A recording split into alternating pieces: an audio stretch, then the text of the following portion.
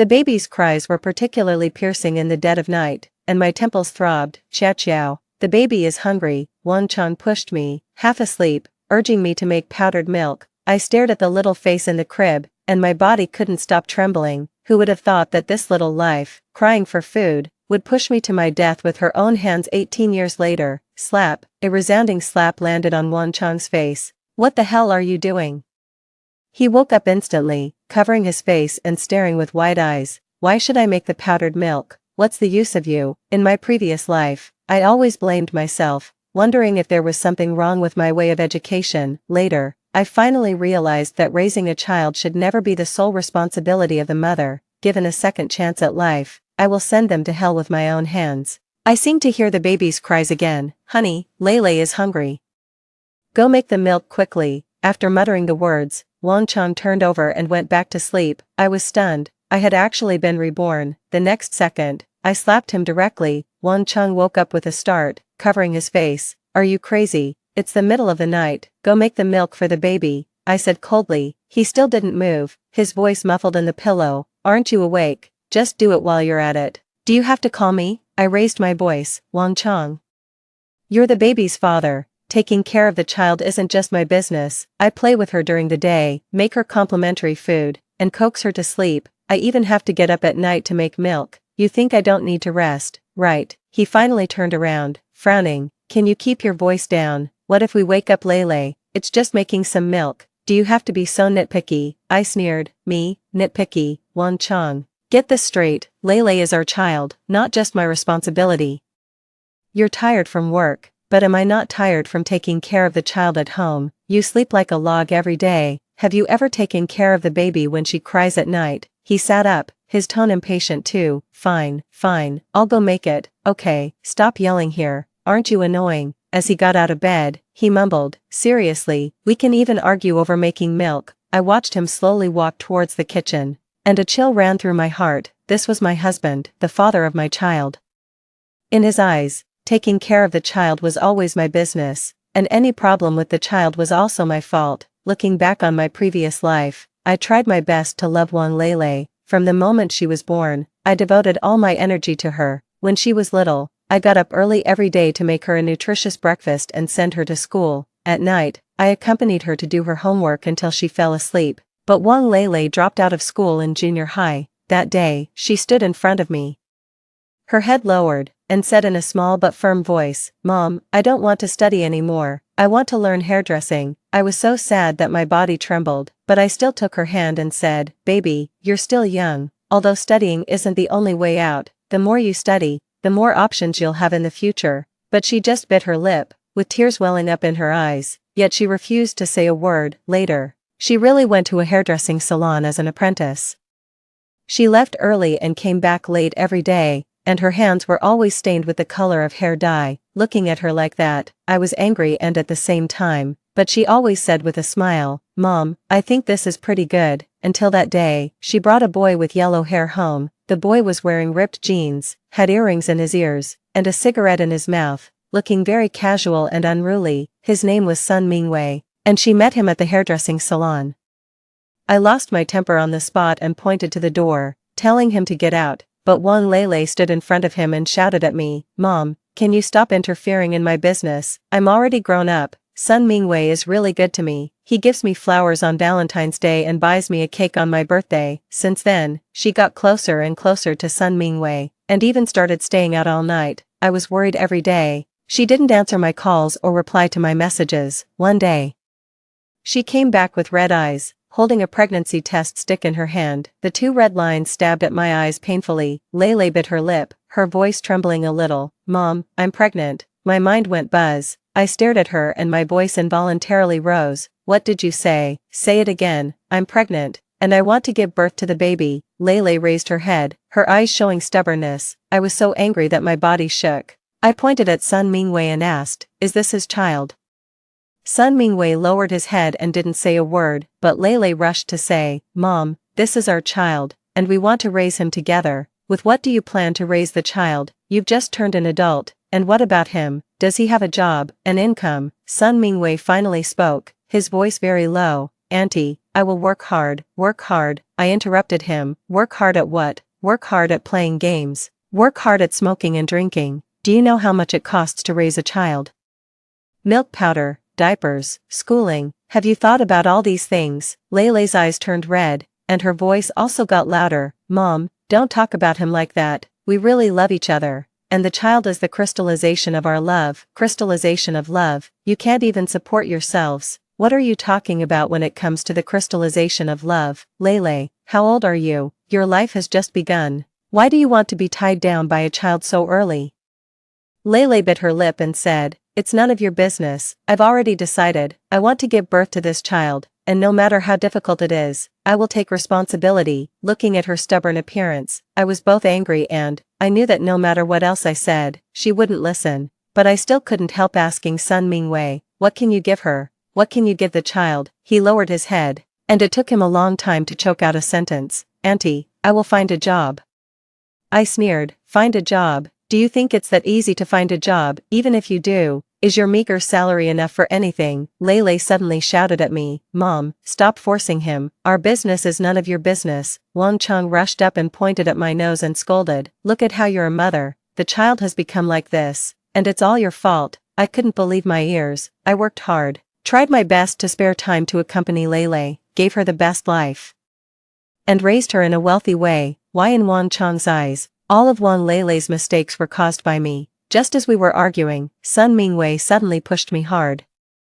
The back of my head hit the corner of the tea table hard, and blood immediately flowed out. Dad, Brother Wei didn't do it on purpose. Layle's first reaction wasn't to call an ambulance but to rush to excuse Sun Mingwei. I know, Dad knows, this is an accident, it's not your fault. Wang Chang's reaction made me even more disheartened. He actually forgave him casually. I lay on the ground, my chest aching sharply, and my breathing became more and more difficult. In my ears were the conversations between Layle and Wang Chang, and neither of them thought of saving me. I tried my best to shout, but I couldn't make a sound. At this moment, I suddenly understood that no matter how hard I tried, some people and some things were ultimately unchangeable. Layle's choice, Wang Chang's indifference, and my own destiny seemed to have been destined long ago. I closed my eyes, my consciousness gradually fading, and there was only one thought left in my heart. If there is an afterlife, I will definitely not live like this again. Thank goodness, I was given a chance to be reborn. The next morning, Wang Layle woke up hungry and started crying and whining in bed. Honey, I'm going fishing. Remember to make milk for Layle, Wang Chang said as he walked towards the door, carrying a fishing tackle bag in his hand. I stepped in front of him and said, I'm going for an interview. Layle is in your care. Wang Chang frowned, his tone full of dissatisfaction. What does a man know about taking care of a child? A man is meant to do great things. We work hard outside, and women should just be good housekeepers at home. I sneered and retorted unceremoniously, after you pay off the mortgage, the car loan, and the money for your mother's old age support, is there any money left? Which expense in this family isn't being supported by me, given a second chance at life? I have already seen through his selfishness and incompetence, in this life. I can definitely take advantage of the information gap to complete the accumulation of wealth in advance. Wang Chang's face immediately turned ugly, and he stammered, wasn't there still a lot of the betrothal gift left? I looked at him coldly, my tone full of mockery. When I had a massive hemorrhage during childbirth, we used the money from the betrothal gift to pay the medical bills. The betrothal gift is my guarantee, not yours. After he finished speaking, I slammed the door and left without looking back. When I got home in the evening and opened the door, I saw Wang Chang in a hurry, holding the crying Layle, with the milk bottle on the ground and powdered milk spilled everywhere. He looked exhausted and immediately complained when he saw me. How could you leave the child and go to work? Look at what a mess the house is in. I put down my bag and said calmly, I passed the interview, and my salary is higher than yours. Why don't you quit your job and stay home to take care of the child? He was stunned, his face turning red and then white. Are you kidding me? How can a man stay home to take care of a child? Wang Chang, remember, the child isn't just mine. It wasn't my mother who urged us to have a baby in the first place. My words made Wang Chang react immediately. Before long, I heard him on the phone in the living room. Mom, Xiaowen is going to work. Come and help us take care of the child. On the phone, my mother-in-law's voice was so loud that it was ear-piercing, and I could hear it clearly even in the bedroom. I'm already at this age, and you still want to make me work to death. my body isn't in a condition to help you take care of the child. Can't you just let me enjoy my old age in peace? I sneered in my heart. My mother-in-law was only in her early 50s, she could dance square dance, climb mountains, and go for long walks without any problem. Why did she suddenly have health problems when it came to taking care of the child? Wang Chang's tone became a bit urgent. Mom, it was you who urged us to have a baby in the first place. Now you can't just ignore it, can you? If you don't come to help, we'll have to hire a nanny, but if we do that, the expenses will be high, and your old age support money might have to be stopped. When my mother-in-law heard this, her voice got even louder. What do you mean? Are you threatening me? I'm your own mother, Wang Chang sighed. Mom, I'm not threatening you. I really have no other choice. Xiaowen's salary is higher than mine, and it's better for the family if she goes to work. If you don't help, we really can't manage. My mother-in-law was silent for a while, and finally said reluctantly, fine, I'll come over tomorrow, but I'm telling you, I'll only take care of the child, I won't do any other work. I didn't listen to what they said next, anyway. I knew that Wang Chang always had a way to make his mother compromise. In my previous life, we had to pay an extra 10,000 yuan per month to invite my mother-in-law to come. This time, that money could be saved. Sure enough, early the next morning, my mother-in-law appeared at my door carrying big and small bags. She had a stern face and mumbled as soon as she entered the door, I really owe you with these old bones of mine. I turned a deaf ear to my mother-in-law's words and smiled at her. Thank you, Mom. Then I turned to Wang Chang, who was making milk for Wang Lele, and said, I'm going to work. Honey, maybe some people will ask, why not just get a divorce? Because according to the law, children under 2 years old are generally awarded to the mother for custody. In this life, I just want to stay far away from Wang Lele, let alone raise her alone. At 5 o'clock in the morning, I got up before the alarm clock rang. I drove to the Xingmei live streaming base in the industrial park, which was the base of my live streaming sales team. I picked up the name tag on the table and pinned it to my chest. Xiaowen, Senior Consultant of Xingmei Live Streaming. Dear viewers, look at the concealing power of this BB cream. In front of the 3 cameras, I switched to a sweet voice. 2 hours later, I removed my heavy makeup, tied up my ponytail, and turned into a live streamer selling agricultural products. With grape juice still on my apron, I then changed into autumn clothes and became a fashion buyer. I rotated among 6 live streaming rooms for health products, smart home appliances, and other products. I didn't collapse into the office chair until the neon lights came on. Today's sales reached 367 million yuan. Behind this string of numbers was the 1.2 million yuan put together by my parents mortgaging their house and all my savings in the past 2 years. I claimed to be a live streamer externally, but in fact, I was the boss behind the scenes. I knew that live streaming would be the trend in the future, and I wanted to seize this opportunity. Every month, I would hand over a fixed salary, neither more nor less, just 400 yuan more than Wang Chang's. I didn't have breakfast at home, and I also had dinner outside before going home. If asked, I would say that the company has good benefits and provides 3 meals a day. As for the money for buying groceries, don't even think about it. I won't pay a penny. Wang Lele was already over 2 years old, and my mother-in-law was still chasing her around to feed her. Good girl, open your mouth wide. Ah, so good, my mother-in-law praised as she fed her. I went out to get some water and saw this scene. Feeling nothing in my heart, my mother-in-law glanced at me and said proudly, look.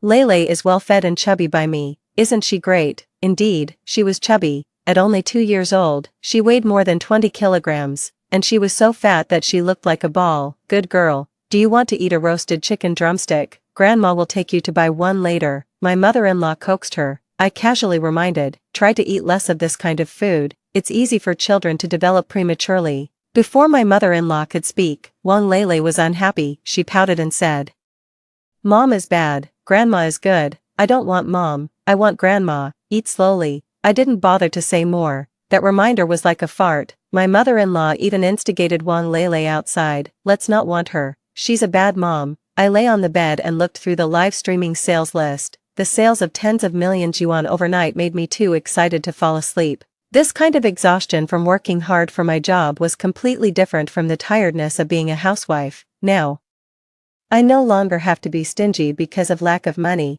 and I don't have to worry about Wang Lele's education problems. I only have work in my eyes, and it gives me confidence. I have to say that Wang Chang has indeed made some progress in the past 2 years. he got promoted and received a raise. But he also made the mistake that most men tend to make when they have money. He had an affair. I knew it was time to get a divorce. But Wang Chang had to leave the house with nothing. Wang Chang called me. As soon as I answered, he started scolding me furiously. You should get off work earlier in the future and come back to cook. Also, get up earlier in the morning. The house is in a mess, and you don't even bother to clean it up. Seriously, I suspected that he was just looking for trouble for no reason. Isn't your mother at home? I retorted. She has to cook, take care of the child, and clean the house. How tired she must be. Wang Chang said this with full confidence. When I was taking care of the child, cooking, and cleaning the house before, why didn't I see you find someone to give me a hand? I replied coldly. Wang Chang got angry. What the hell do you mean? Do you not want to live together anymore? I didn't say anything and directly forwarded the photos sent by the private detective to him. In the photos, he and a woman came out of the hotel intimately. Wang Chang was obviously stunned for a moment, but he quickly continued, since you already know.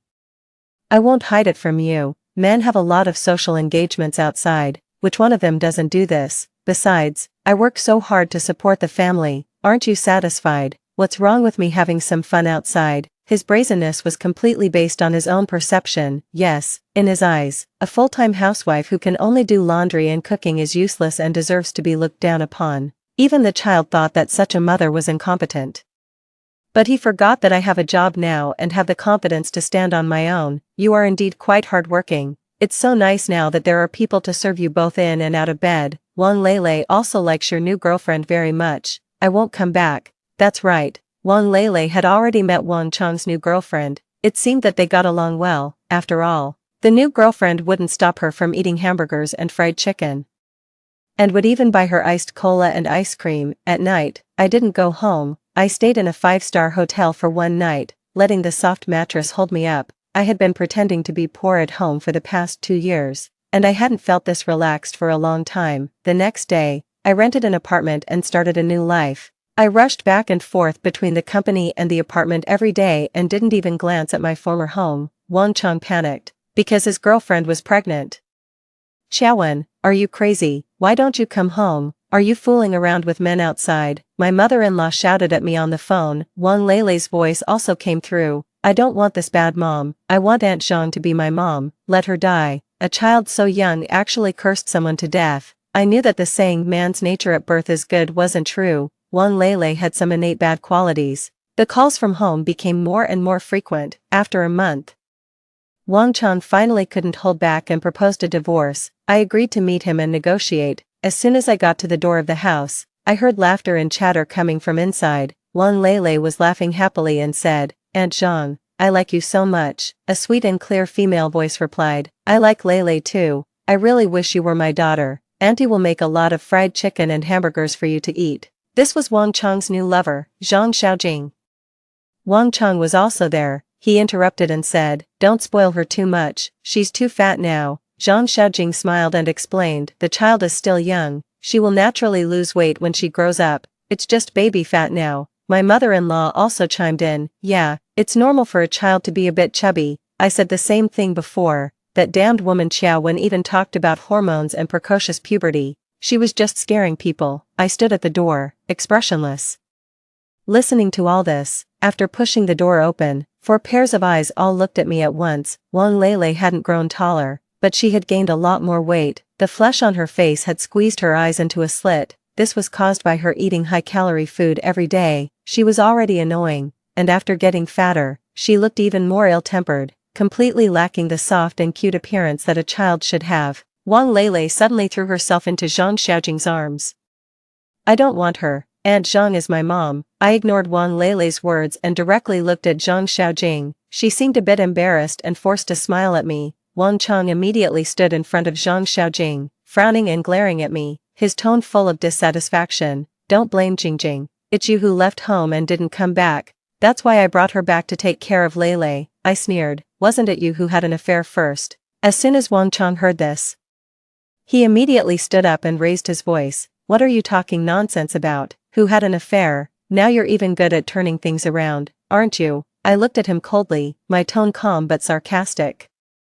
Fine, you didn't have an affair, and she's not pregnant either. As for the divorce, since you said that, Then let's just drag it out and see who can afford to wait. After saying that, I turned around and was about to leave, but Wang Chang suddenly called out to me, his tone a bit flustered. Wait, what exactly do you want? I stopped and looked back at him, my tone firm. I don't want anything, since you proposed the divorce. Then we'll follow the legal procedures. I looked at Zhang Xiaojing's belly, which was slightly bulging. I estimated that she was already 3 or 4 months pregnant. If we waited for the legal judgment, I'm afraid she would give birth soon. I sneered in my heart. No wonder they were so eager to get a divorce. My mother-in-law suddenly spoke, her tone urgent. This divorce must be finalized quickly. My grandson can't be born without a father. After saying that, she covered her mouth. She also knew that she had slipped up, so that's it. Zhang Xiaojing was carrying a son. No wonder my mother-in-law was so anxious. I remembered that when Wang Lele had just turned 1 month old, my mother-in-law had forced me to have a second child, saying something like there has to be a boy in the family to carry on the family line. Now, it was all good. Zhang Xiaojing had helped her achieve this wish. I looked at Wang Chang coldly and said directly, since you've all planned it out, I have nothing more to say. Divorce is okay. But the conditions have to be as I say. Lele will be in your custody, the house and the savings will be mine, and you'll leave the house with nothing. As soon as Wang Chang heard this, his face immediately changed, and his tone became a bit excited. What do you mean by that? Why should I leave the house with nothing? The house and the savings were earned by both of us. I sneered and pointed at Zhang Xiaojing's belly. Just because you had an affair and got her pregnant, if you don't agree, then we'll see each other in court and see how the judge will rule. Wang Chang was suddenly at a loss for words, his face turning pale with anger. Zhang Xiaojing stood aside, her head lowered and not daring to speak, her hand unconsciously touching her belly. Seeing this, my mother-in-law quickly interrupted. Qiang, just agree to it. The most important thing for our family now is my grandson. Everything else is not important. We can earn the house and the savings back if we lose them, but we can't delay the child. Wang Chang gritted his teeth. It was obvious that he was struggling internally. After a long while, he finally sighed and his tone softened. Fine, I agree to leave the house with nothing. Zhang Xiaojing then raised her head and said tentatively, then, can we go through the formalities as soon as possible? I'm afraid that if it's delayed for too long, it will be bad for the child. I gave her a cold look and didn't respond. My mother-in-law quickly chimed in. Yes, let's do it quickly. Don't delay my grandson. I was too lazy to entangle with them anymore and directly said, we'll go to the Civil Affairs Bureau to go through the formalities tomorrow and solve it all at once. Just like that, Wang Chang compromised and agreed to leave the house with nothing. I knew that Wang Chang still had an annual bonus that he hadn't taken out, which was probably hundreds of thousands of yuan. This included the salary he had withheld over the years. But now I didn't care about that little money at all. After all, the house was more valuable. I successfully divorced Wang Chang. The house and the savings all belonged to me. My mother-in-law sent me a text message scolding me. Qiaowen, you're so heartless that you don't even want your child. My son earns 86,000 yuan a month, and we'll be able to buy another house soon. Do you think you're amazing just because you have money and savings? Hee. Now you don't have a husband and you don't have a child either. No one will take care of you when you're old. My mother-in-law's mouth was still as tough as ever and hadn't changed at all. My state was getting better and better, and I was full of vitality. All my efforts hadn't been in vain, and I finally saw the rewards. In the past, I had given all my energy and love to my family and my daughter, but now, I was just putting that energy and love back on myself. 3 months later, in the lobby of the Xingmei live streaming base, Qiaowen, stop right there. Wang Chang dragged Wang Lele and rushed through the revolving door, with my mother-in-law following closely behind. I turned around and sneered, we've already got the divorce certificate. If you have something to say, spit it out quickly. Why don't you care about the child? Wang Chang pushed Wang Lele, whose nose and tears were all over her face, forward. Look at how fat your daughter has become. She's like a pig. I glanced at Wang Lele, who was gnawing on a fried chicken. Grease spots splashed on her pink dress in XXXL size. Wasn't this raised with the annual bonus you hid? 368,000 yuan is enough for her to eat until she weighs 200 jin. Wang Chang was left speechless by me. My former mother-in-law slapped her thigh and shouted, now that you have money, you think we're poor. Your daughter calls for you every day. Wasn't it you who taught her to call me a witch? What? Do you remember now that I'm her mother? I retorted, leaving my former mother-in-law speechless. You fucking lied to me. Wang Chang threw the divorce agreement on the ground. You said you had a monthly salary of 8,000 yuan, but it turns out you're the boss of such a big company." He pointed at my huge poster on the wall, the Xingmei CEO Annual Award Ceremony. I didn't know where they got the news. They had set their eyes on the live streaming company and came here to cause trouble with the intention of taking advantage. My former mother-in-law suddenly sat on the ground and slapped her thighs while crying and wailing, "There's no justice." The daughter-in-law drives a Porsche and lives in a big villa, while making her husband and child squeeze into a small shabby house. "Mom is bad." Wang Lele suddenly splashed the cola on my high-end custom-made suit. "Aunt Zhang said you're a witch.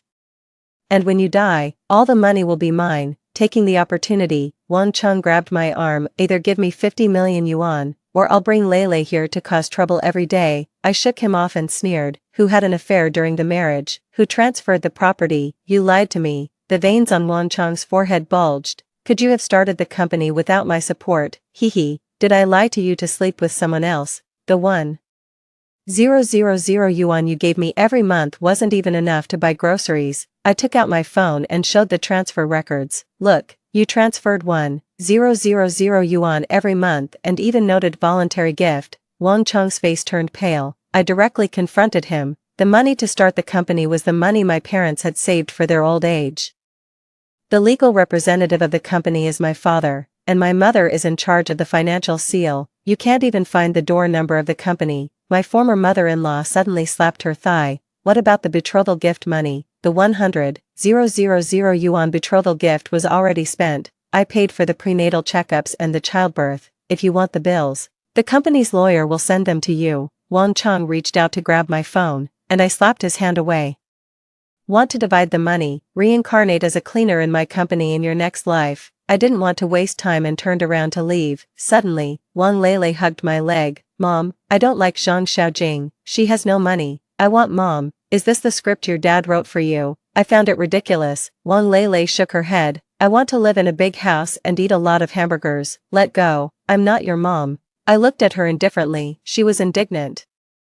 "The book says that moms all love their children. You don't deserve to be my mom at all. Go find whoever deserves to be your mom. You're a witch, a despised woman that no one wants." Wang Lele swore, and the words didn't sound like they came from a child under 3 years old at all. She was beyond redemption. I turned around and left without hesitation. A week later, Ms. Xiao, something's wrong. When Xiaomei burst into the office, I was signing the last contract.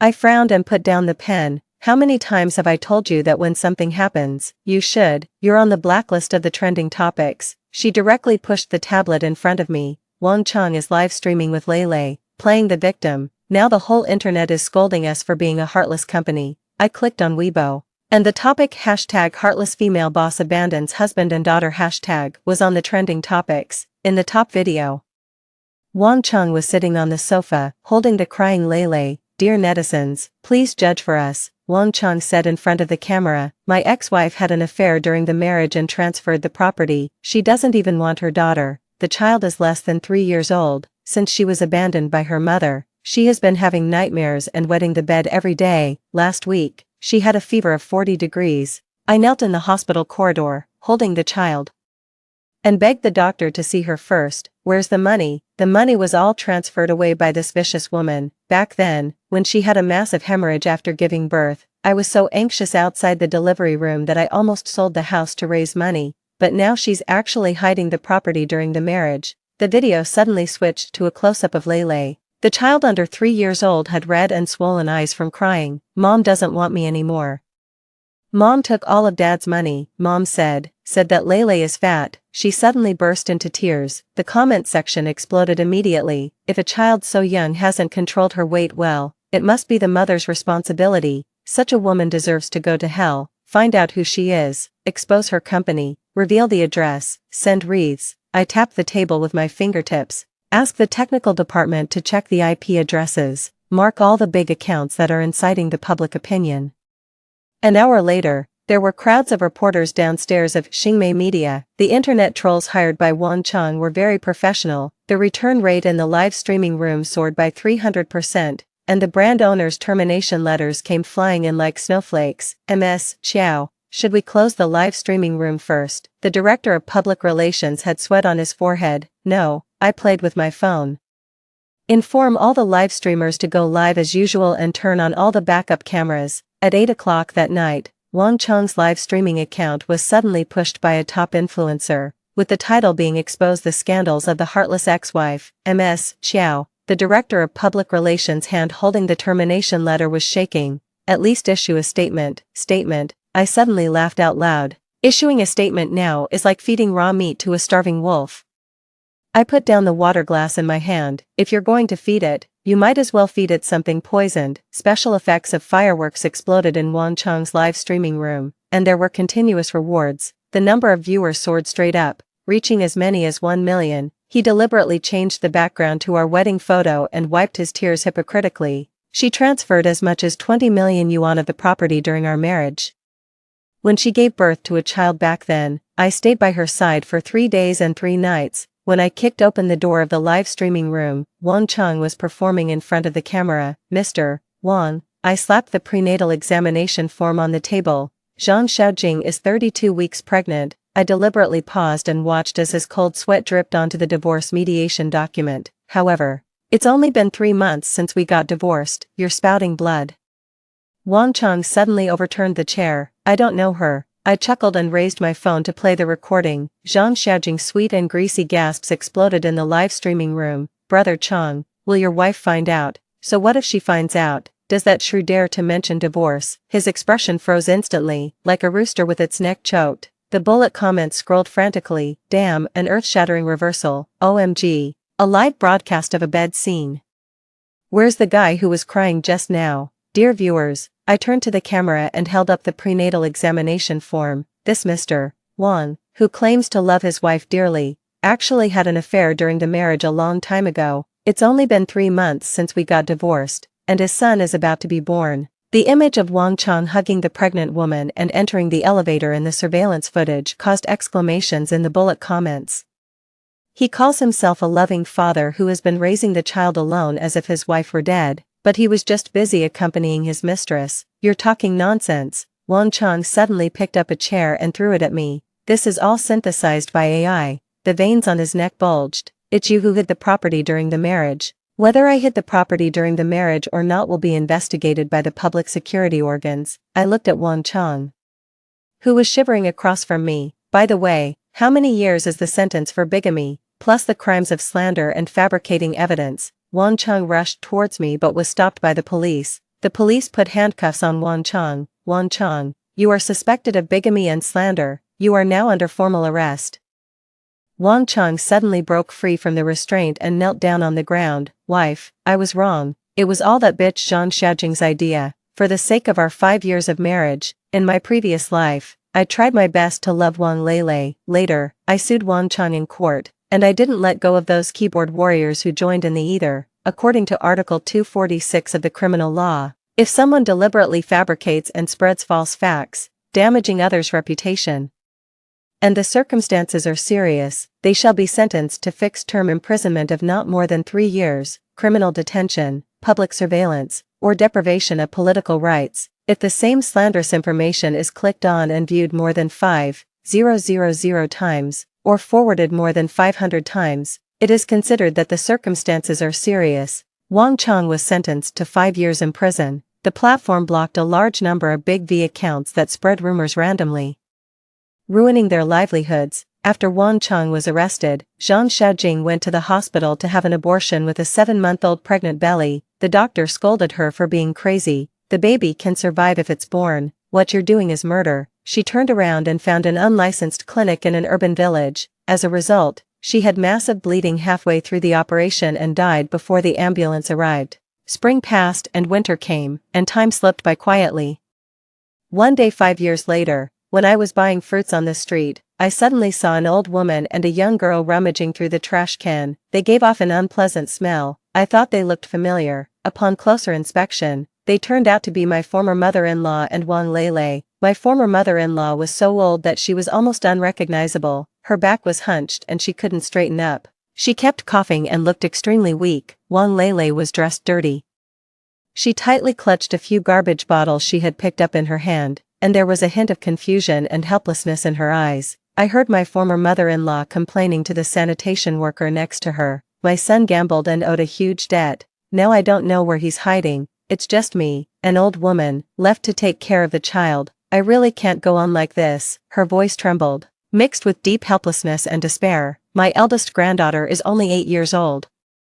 How can I raise her alone?" Her voice grew lower and lower, and finally it almost turned into a murmur. "My son was so good before. How could he get addicted to gambling?" She continued to chatter on. She talked about how much debt her son owed, how the creditors came to the door every day to demand repayment, how her daughter-in-law left without even saying a word, and how the child cried for her parents every day. Wang Lele got annoyed. "You old hag, buy me fried chicken." Wang Lele suddenly tore at my former mother-in-law's hair like a madwoman. My former mother-in-law was pushed to the ground, and Wang Lele didn't stop. She pounced on her and beat her. The ungrateful wretch that I had raised for 8 years finally revealed the bad qualities in her genes. When I turned around and left, the sound of the child's cursing and my former mother-in-law's suppressed sobbing came from behind me. I didn't look back. In this life, I won't play the role of a saint. Story 2. In the 3rd year of our marriage, when Lu Yan came home late reeking of disinfectant, I knew it was time for a divorce. In a previous life, his vegetative first love woke up on this very day, her memories frozen in their happiest year. "Ying just woke up and can't be left alone, so I'll be staying at the hospital with her," he said. He came home at midnight, exhausted, his body covered in the pungent smell of disinfectant, a contrast to his former germophobic self. After changing his shoes, he lay down beside me, his tone leaving no room for discussion. I quietly watched him for a while, not making a scene like I did in the past, begging him not to go. Instead, I calmly responded with a simple okay. Perhaps my calm demeanor surprised him, prompting him to give me a few extra glances. Still, he said nothing. "My head hurts, give me a massage," he requested, closing his eyes and naturally resting his head on my lap, guiding my hand to his temples, just like many times before. When he returned from work, I would tenderly ease his fatigue of the day. After the massage, Lu Yan would compliment me, saying, "Your skills are just as good as any professional." I felt a sense of accomplishment every time he said that. He didn't know I had learned this specifically for him, but this time, I made no move. Lu Yan frowned slightly. I pretended not to notice and picked up the divorce papers I had prepared earlier. Softly, I said, "Lu Yan, let's get a divorce." The man who had been resting his eyes suddenly opened them and sat up, looking at me in shock and annoyance. "Lin Ran, have you lost your mind?" "I'm not crazy, I just don't love you anymore. The Lin Ran who loved you died in a car crash in a past life." When did I start falling for Lu Yan? It's been so long I can't even remember. We were childhood sweethearts, promised to each other as kids, before Dinging appeared. My relationship with Lu Yan was great. He would wait for me after school and take my backpack from me. He'd tease me when I couldn't solve a math problem, saying, "You're such a little dummy. Our kids are doomed if they inherit your brains." I would feign anger and ignore him. Then, to make it up to me, Lu Yan would buy me my favorite milk tea. The milk tea was addictive. Much like my feelings for Lu Yan, once started, there was no turning back. Even to the point of giving my life for it. Maybe it was fate. The first time I met Dinging at Lu Yan's house was on my birthday. Consequently, when Lu Yan and Dinging got together, and she suggested celebrating their anniversary of meeting, Lu Yan never showed up for my birthdays again. After dinner at my house, Lu Yan mysteriously said he had a gift for me. I followed him home and met Dinging in the living room. Dinging, the daughter of Lu Yan's father's comrade, was orphaned and lived with her grandmother until her only relative passed away recently. Lu Yan's father, feeling sorry for her, took her in. At that time, I didn't realize this frail girl, who seemed like she might break if touched, would slowly infiltrate Lu Yan's life and steal him away from me. Dinging was the same age as us and transferred to our class. From then on, where there were once 2 shadows, there became 3. Dinging spoke little, mostly listening quietly, but whenever it concerned Lu Yan, she would always chime in, saying things like, "Brother Yan, you ranked first in the class again. Brother Yan, you're so good at basketball. Brother Yan, your approach to solving problems is even clearer than the teacher's." As a girl myself, I couldn't help but notice her subtle intentions.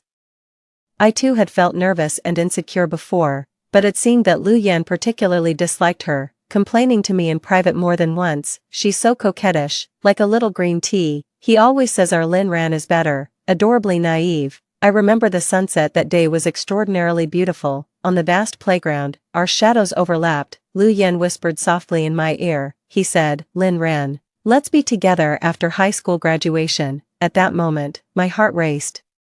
And I nodded, my face blushing too much to lift my head. After confessing his feelings, Lu Yan deliberately distanced himself from Ding Ying, but they lived under the same roof, a fact that couldn't be changed. I realized something was off when Lu Yan started to bring up Ding Ying during our private moments. She's really silly, even hurting her hand while cooking. How can anyone like bitter melon? She's really hard to figure out. Last night at dinner, she cried, remembering her parents.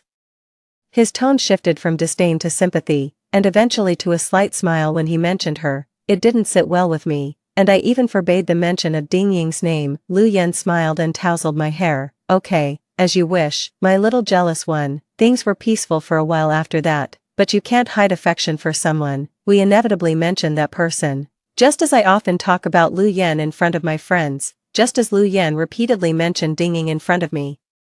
Unknowingly even starting to call her Ying Ying. But most of the time, he directly called me by my name, Lin Ran. The confrontation happened on the night of our high school graduation. I was planning to confess my feelings to Lu Yan that day. Ding Ying called him, complaining about no hot water at home, and Lu Yan left me abruptly to go to her. In the pouring rain, I trembled as I called out, Lu Yan, do you like Ding Ying? Lu Yan didn't answer, but his resolute steps said it all.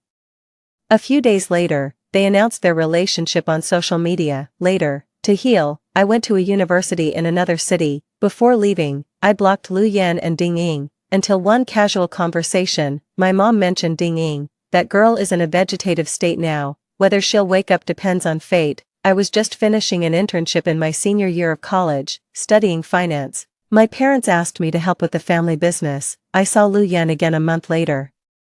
He came to my dad's company to discuss a project, dressed sharply in a suit. He had lost the immaturity of youth, appearing mature and steady. I hesitated, then nodded distantly as a greeting. However, Lu Yan stopped me. When do you plan to remove me from your blacklist? The elevator was crowded, and everyone looked our way. Lu Yan was determined not to give up. I reluctantly unlocked my phone, knowing I worked in finance. He started asking me financial questions every now and then. He even brought up Ding Ying. We had already broken up before she fell into a coma. I pretended not to see, ignoring him. But undeniably, my heart raced at that moment. Lu Yan pursued me for about half a year, relentlessly. Eventually, we got together. Everything seemed to fall into place after that. Before getting married, I gave Lu Yan a chance. Are you sure you want to marry me? I didn't spell it out. But I think he understood. Lu Yan didn't hesitate and kissed me. After marriage, Lu Yan hoped I would focus on the family. I quit my job and tried my best to be a good wife, taking care of his meals, diet and living conditions. Lu Yan has a poor stomach, so I learned to cook nutritious meals for him. When Lu Yan couldn't sleep well, I learned massage and acupressure. I gave my whole heart and effort, and received Lu Yan's reciprocation in return. He would prepare surprises for me on my birthday. He would also take me abroad for our wedding anniversary. Waking up from dreams in the middle of the night, seeing the person I love lying next to me, I always felt quite fortunate, so fortunate that I almost forgot that Ding Ying was also part of our relationship. In the third year of our marriage, Ding Ying woke up. She had amnesia, her memory stuck in the year when she and Lu Yan were most in love. She only recognized Lu Yan, and would start crying and threatening suicide if she didn't see him for even a moment. Lu Yan started visiting the hospital frequently. I had my doubts about the situation. I even went to the hospital with Lu Yan to visit her. But when Ding Ying saw me, she acted as if she had been greatly provoked. She would scream, throw, and smash things around. Lu Yan explained that she couldn't accept the reality of our marriage. He asked me not to appear in front of Ding Ying anymore, to avoid worsening her condition. I felt wronged. You are my husband, that's a fact. What if Ding Ying's memory never recovers? Are we supposed to hide this forever? Lu Yan paused, then said, let's wait a bit longer. This waiting continued until I found out I was pregnant. As I walked out of the doctor's office and was about to call Lu Yan, I looked up to see Ding Ying standing outside the door, staring at me with resentful eyes. Who allowed you to carry Lu Yan's child? Lin Ran, you're just a homewrecker. Give me back my Yan brother. She uncontrollably snatched the medical report from my hand and tore it up. During the scuffle, I hit the wall and scraped my elbow. Ding Ying, you and Lu Yan have already broken up. I couldn't help but reveal the truth in the heat of the moment. Ding Ying's eyes turned red. No, I said that in anger, realizing something was amiss. It was already too late. My heart sank. You haven't lost your memory. after a moment of panic. She admitted calmly, Lin Ran, don't get too smug. If I could steal Lu Yan from you once, I can do it again, just wait and see. The revelation was a severe blow to me. When Lu Yan called, I told him everything. He paused on the other end of the line, not only disbelieving what I said but also blaming me for being petty. From that day on, the temperature of our relationship rapidly dropped. I no longer turned a blind eye to his hospital visits. I tried to stop him, crying and pleading for him not to go. However, Lu Yan was indifferent to my tears. And even later brought Dingying home. The reason was laughable, it helps her recover. I had always thought Lu Yan was unaware that he was innocent, until I heard him and Dingying talking in the study. Yan brother, if I hadn't lost my memory, would you still take care of me? Of course, his answer was resolute. I felt like I had fallen into an ice pit. That night, we had a big argument. Even then, Lu Yan was still deceiving himself. Dingying is my sister.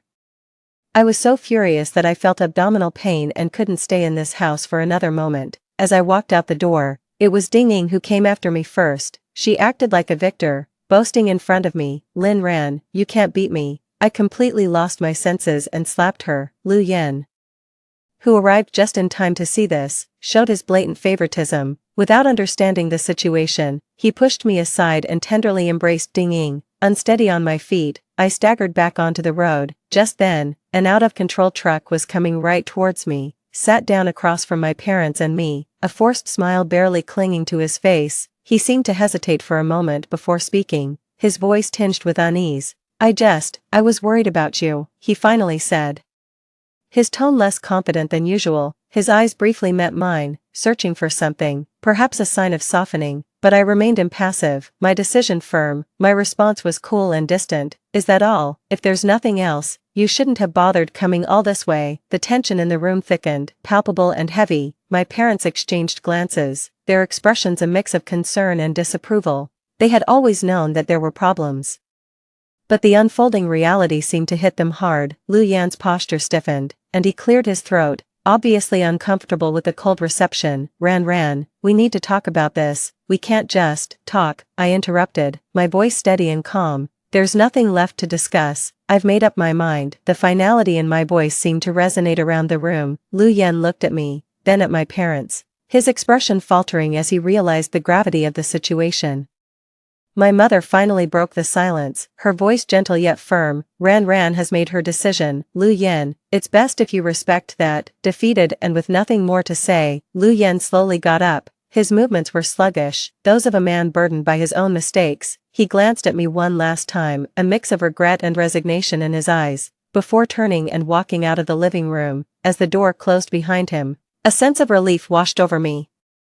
I was free from the turmoil that had clouded my life. Now, surrounded by the familiarity of my childhood home and the unconditional support of my parents, I felt a peace I hadn't known in a long time. This chapter of my life was closed, and for the first time in a long while, I looked forward to the days ahead with hope. He quickly adjusted his expression and gently coaxed me, all right, let's not be upset anymore. We can talk about everything at home.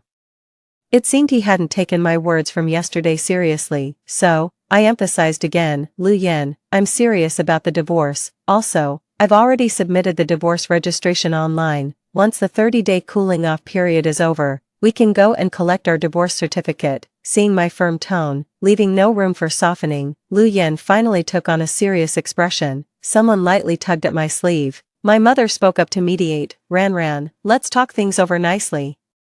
Don't just bring up divorce at the drop of a hat. What exactly happened? My father, who had been silent until then, also spoke up. His face was stern, and he looked disapprovingly at Lu Yan. In my past life, when I was with Lu Yan, my father was the first to object. He was afraid I would get hurt again, and unfortunately, his fears came true. The man I had loved since my childhood ended up costing me my life. Thinking about this, a nameless anger surged within me. I clenched my fists. And when I looked at Lu Yan again, my emotions were far from calm. Faced with my father's pressing questions, Lu Yan still tried to downplay the situation. He said, Dingying woke up. I visited her in the hospital twice, and Ran was a bit upset. Indeed, it was twice. One visit lasted 12 hours. Before I could erupt, my father stood up first, furiously accusing Lu Yan of being unappreciative and distracted by other options. The conversation ended on a sour note. Lu Yan left in a disheveled state, almost chased out by my father. Although my father was angry, which parent would wish for their child to go through a divorce unless absolutely necessary? Moreover, Lu Yan hadn't committed any fundamental transgressions at the moment. My mother hinted a few times unintentionally, Ran, you've liked Lu Yan since you were young, and it wasn't easy for the two of you to come together. Haven't you been happy in your 3 years of marriage? Are you really willing to give up and let him be with Ding Ying? I was momentarily speechless, my heart felt sour and swollen. In my past life, it was my unwillingness to let go that led me to cling to a marriage that existed in name only, even after countless arguments. But what was the outcome? Bitterly, I tugged at my lip, my hand unconsciously rested on my stomach. If Lu Yan hadn't approached me in the first place, if he hadn't let me taste happiness, would the outcome have been different? But there are no ifs in life. I put down my chopsticks, suppressed my sentimental feelings, unlocked my phone, and scrolled through some photos. Take a look at this first. I handed my phone to them. After Lu Yan had left last time, I had someone watch Ding Ying around the clock, mainly because I wasn't sure if Lu Yan would willingly go through with the divorce after 30 days. Unexpectedly, the detective agency had some surprising findings. That evening, as I was walking my dog downstairs in the apartment complex, I bumped into Lu Yan, who had come to see me. What bad luck. I turned to leave, but someone grabbed my wrist, reluctantly stopping. I looked at him indifferently. Lu Yan's face showed exhaustion, with dark circles under his eyes. It seemed Ding Ying had given him a hard time these past few days. I struggled hard but couldn't break free. Lu Yan rubbed his brow irritably. Ran, enough is enough. My patience has its limits. Go upstairs and tell your parents, then come back with me later. Ever since you left, I've skipped breakfast for many days, and no one has been there to send my clothes to the laundry, he complained, his words laced with blame for my supposedly unreasonable behavior. It seems I was too good to him before, allowing him to assert himself so confidently. I stared at him intently. Lu Yan, when you pursued and married me, was it because you knew me well enough to think I'd make a suitable, easy-to-control wife due to my mild temperament? Lu Yan's pupils constricted, probably because I had hit a nerve, and he became visibly flustered and angry. Ran, are you possessed? How can you become so cold-hearted? Ding Ying has lost her memory. She doesn't recognize anyone but clings to me. Can't you try to see it from my perspective? You weren't like this before. I laughed. And how was I before? Obedient and sensible, revolving my life around you. A devoted nanny who loved you unconditionally. For a moment, I even wondered if Lu Yan had ever truly loved me. The answer was no. He had always treated me more like a nanny. His kindness was merely the crumbs of his satisfaction. I couldn't bear to speak another word to him. It was just too disgusting. I struggled fiercely. Let go of me. Perhaps his conscience kicked in. Lu Yan's demeanor was less aggressive than before, his tone significantly softer. If you dislike it, I'll try to visit Ding Ying less. That's none of my business. Do we really have to get a divorce? Yes. And if you don't agree, that's fine too. I'll file for it. I stopped engaging with him and commanded my dog Cola to bite him. Lu Yan yelped in pain and finally released his grip. Once free, I took a step back to distance myself from him. Lu Yan, amnesia is no excuse for you. And what you did in the hospital is truly revolting. And besides, has she really lost her memory? Lu Yan narrowed his eyes. What do you mean? I left it at that, knowing Lu Yan would investigate further. Lu Yan acted quicker than I expected, calling me from an unfamiliar number. I was about to hang up the moment I recognized his voice. Wooey misses you. Come and see it. Wooey was a kitten I had rescued. It had been sick and stayed at the pet hospital when I was reborn, caught up in the divorce. I had forgotten about it. To think that Lu Yan would stoop so low as to use the cat to force a meeting. I cursed at the phone. How despicable. Not sure if Lu Yan, who disliked cats, might do something drastic. I rushed home with trepidation, but I found someone crouching at Lu Yan's doorstep. Hearing footsteps, the woman curled up on the ground suddenly looked up. The surprise on her face turned to hatred when she saw me. It was Ding Ying, one of the people who had caused my downfall in my past life. I took a deep breath, and then another, barely containing my urge to tear her apart. In this life, I just wanted to live well. I didn't want to get entangled with these wretched people again. I shook the keys in my hand. Move aside. Ran, did you say something to Brother Yan? Why isn't he coming to see me or answering my calls? She said, looking disheveled in her hospital gown and unkempt hair, her demeanor like a clown. Surprised by her words, I kept my expression unchanged and scoffed coldly. Why don't you ask him yourself? My response seemed to hit a nerve, and her face twisted in pain. Why are you even here if you're talking about divorcing him? Lin ran. I want you to leave and never show up in front of Brother Yen again. You're nothing but a thief, having stolen my life. Now that I've woken up, Brother Yen can only belong to me, a thief. I won't shoulder such an unfounded accusation, Lu Yen indulges her. But I won't. First, your coma wasn't my doing. Second, it was Lu Yen who pursued me for marriage. Third, we are still not divorced, and your irrational behavior is unacceptable. I spoke bluntly, without mincing words, and I could see Lin Rant's expression cracking bit by bit. Lastly, I wish you success and take care of him. Make sure he doesn't bother me again. May the two of you be locked together for life. And stop troubling others. I spoke sincerely. Ding Ying appeared provoked.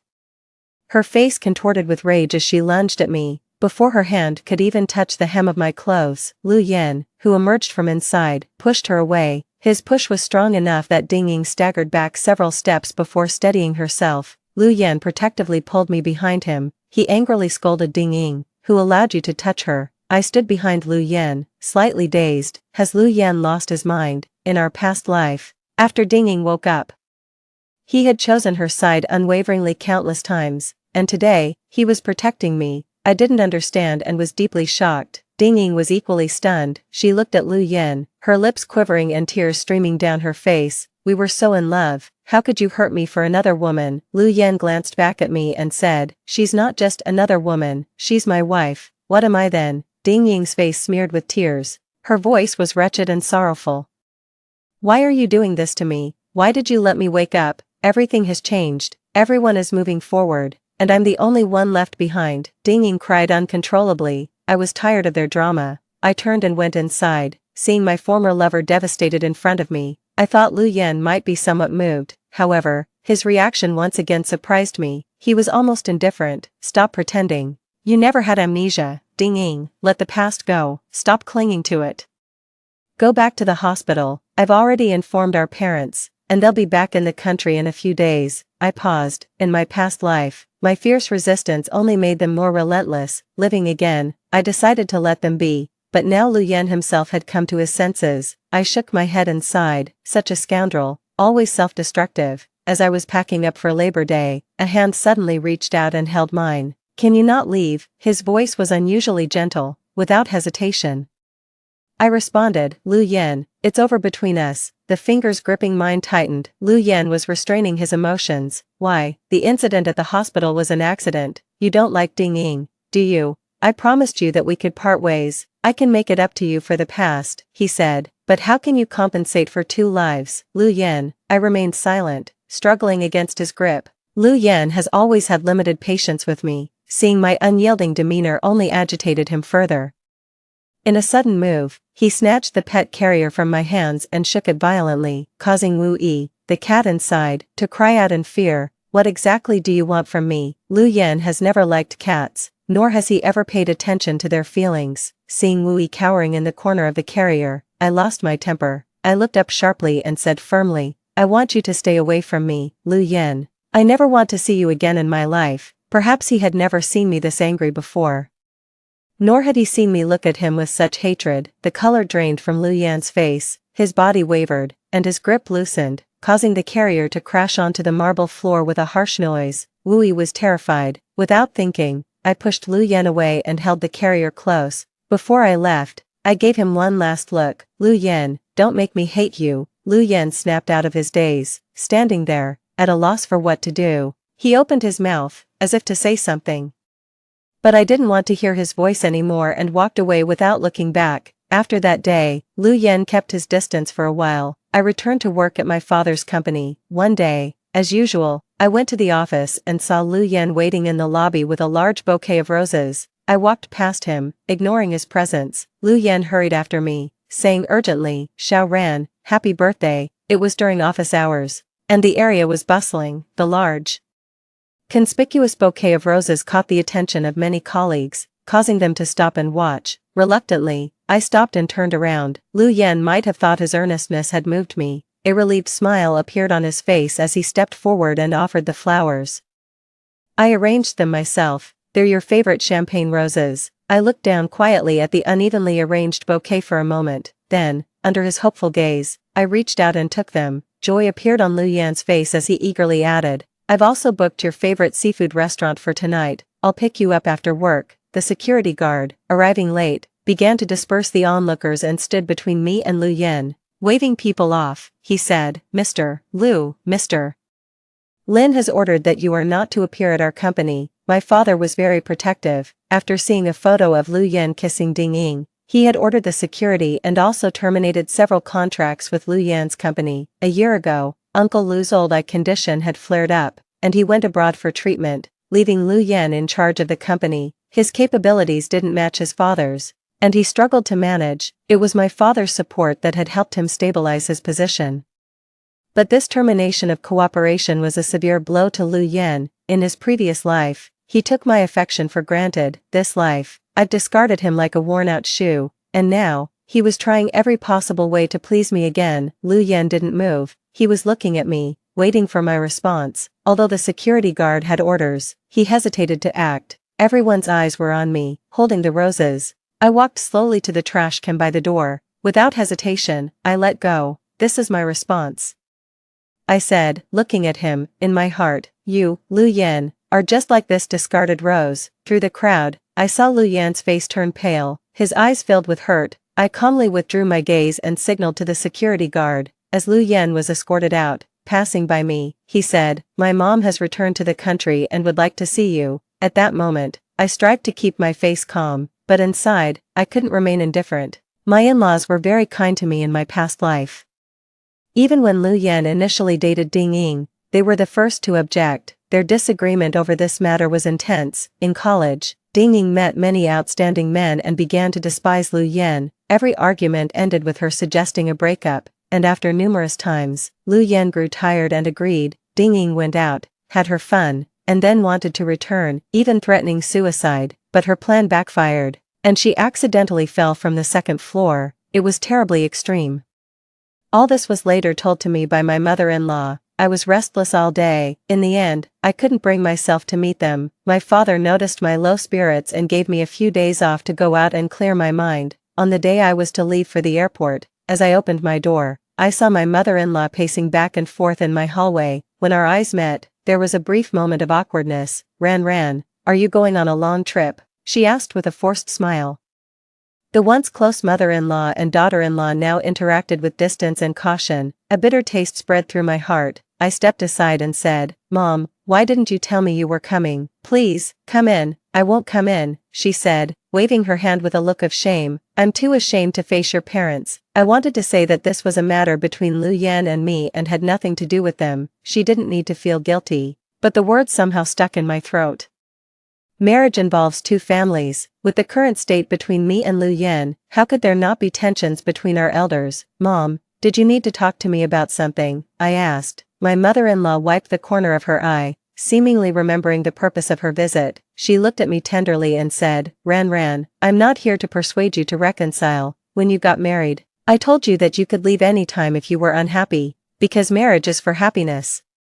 And so is divorce. Now that Lu Yan doesn't appreciate what he has and remains entangled with Ding Ying, I know you've been wronged and I support your decision to leave. Regarding the division of assets, you are the victim and should rightfully take the majority. Don't worry about that." Tears uncontrollably rolled down my cheeks, and I interrupted her. "I'm not after the money, and besides, Dad needs money for his treatment abroad. You're not after it because you're kind. But if we don't provide, it will weigh on our conscience," she replied. Tears blurred my vision, and I choked up several times, unable to speak. In my past life, fearing to worry my parents, I never spoke a word about Lu Yan and Ding Ying until I died. Unexpectedly, in this life, I still ended up worrying them. "Don't cry, silly child," my mother-in-law said, giving me a hug. "Mom just wants you to be happy in the future. I came back this time just to apologize to you in person." She straightened my body with both hands. "All right, I've said everything I needed to. Your dad's situation isn't good. I need to go back immediately. Even though you two have parted ways, I will always be your mom. You can come visit us abroad when you have the chance." I nodded heavily. "Give my regards to Dad." After watching my mother-in-law enter the elevator, I stood there a while longer, calming my emotions before I bent down to pick up my luggage. Out of the corner of my eye, I suddenly noticed my parents standing behind me. My dad's eyes were red and his expression was grave. My mom was covering her mouth, already in tears. I went to Yunnan, wandering around, eating and drinking. It seemed I really could temporarily forget some troubles. I only returned home the day before the divorce. That night, I unblocked Lu Yan from the blacklist and sent him a message. Meet at the Civil Affairs Bureau entrance at 9 a.m. tomorrow. After waiting for an hour, just when I thought he might have regrets, finally, I received his reply. Okay. I breathed a sigh of relief and had a good night's sleep. The next day, I was on time at the entrance of the Civil Affairs Bureau. Lu Yan arrived almost at the same time as me. Seeing him, I stepped forward, wanting to quickly get it over with. After a few steps, I noticed Lu Yan hadn't followed. My heart skipped a beat. Wondering if he was going to cause trouble, I frowned and turned around, facing Lu Yan directly. I hadn't looked closely before. In such a short time, Lu Yan looked significantly worn out. Normally so conscious of his image, he now had a long stubble around his lips, and even his tie was sloppily done. A struggle flashed in his eyes. Is there really no chance for us anymore? Yes, from the moment of rebirth, I had been waiting for this day. The procedures went smoothly, and soon I had the hot-off-the-press divorce certificate in hand, walking out of the Civil Affairs Bureau. I truly smiled from the heart. A month later, I received several million in cash transferred by Lu Yan, along with agreements for the transfer of several properties. A year later, Uncle Lu passed away. Our whole family attended the funeral.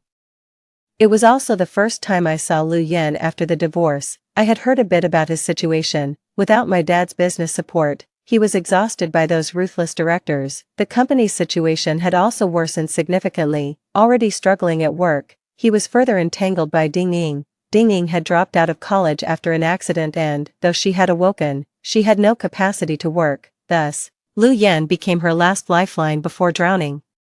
But the more she tried to cling to him, the more Lu Yan detested her. The worst time Ding Ying made a scene, she threatened suicide at the top of Lu Yan's company building. She thought that even if Lu Yan was heartless, he wouldn't bear to let her die. But this time, she lost the bet. Lu Yan didn't show up from start to finish. Heartbroken, Ding Ying completely lost her sanity. She told Lu Yan she had thought it through, would not bother him anymore, and wanted to see him one last time.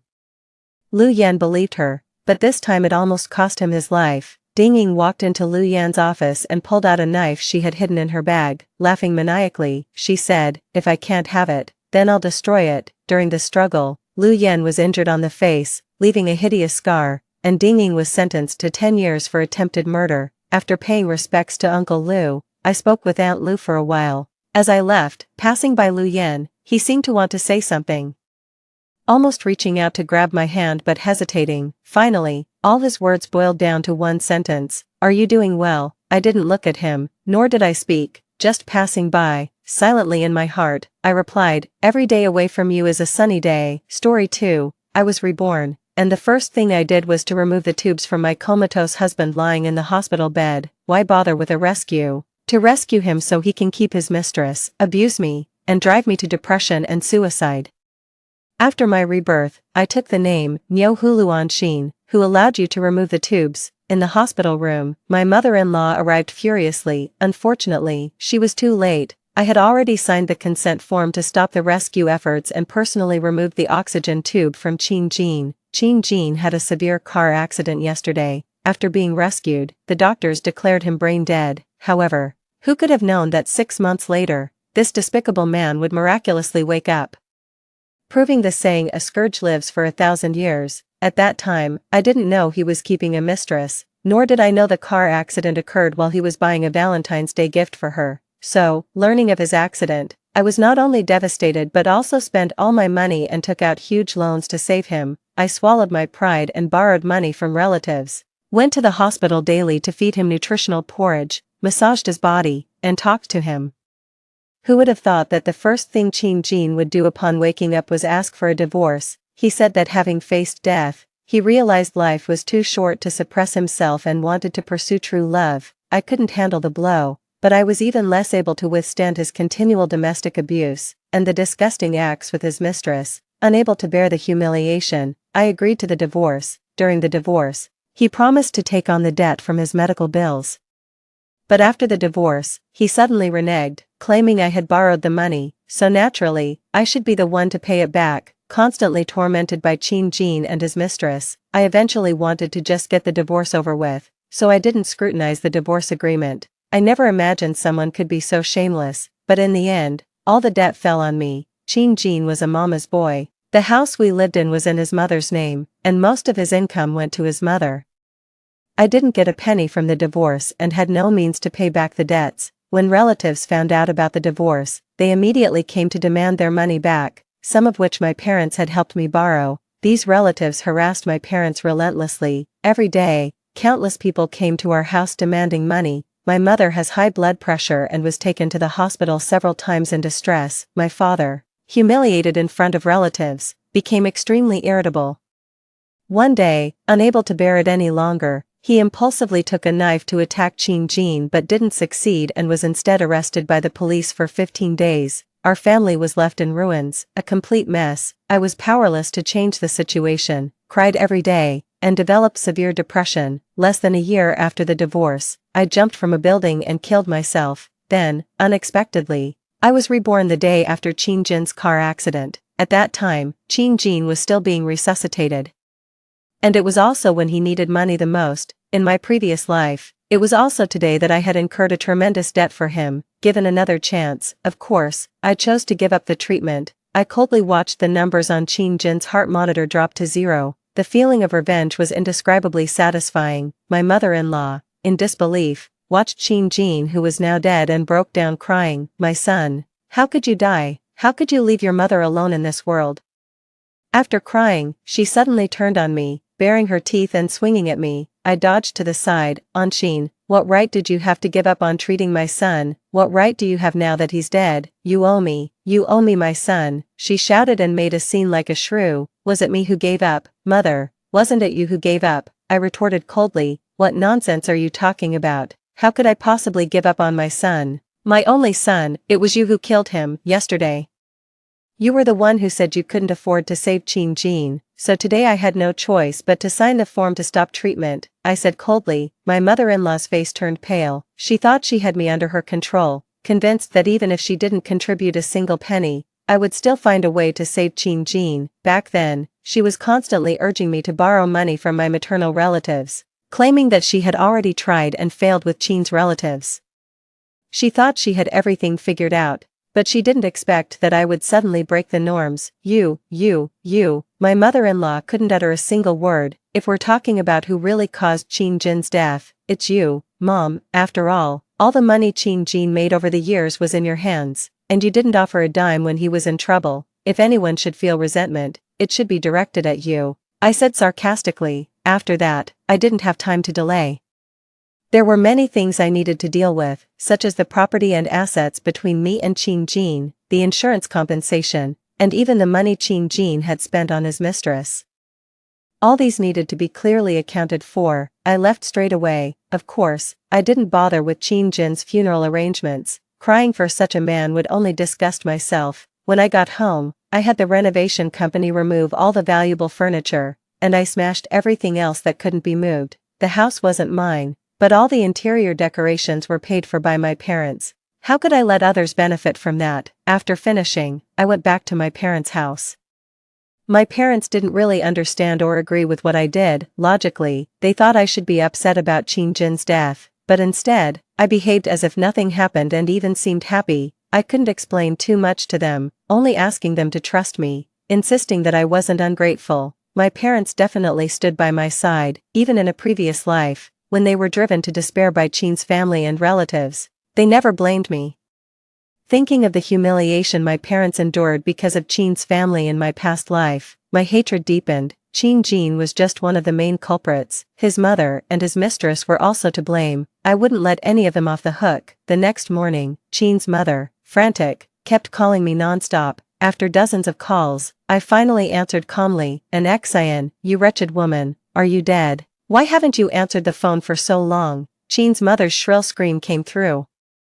"Your son is the one who's dead, remember, you." Qin's mother was so angry she could spit blood. "Where did all the stuff in the house go? Did you smash the house? Did you? That was Qin Jin's and my home. Now that Qin Jin is dead, I have the final say on how things are handled here. You have no right to interfere." the house is in my name, it's my home, and you need to understand your place. It was me who allowed you to live there," Chin's mother said self-righteously. I just had to laugh.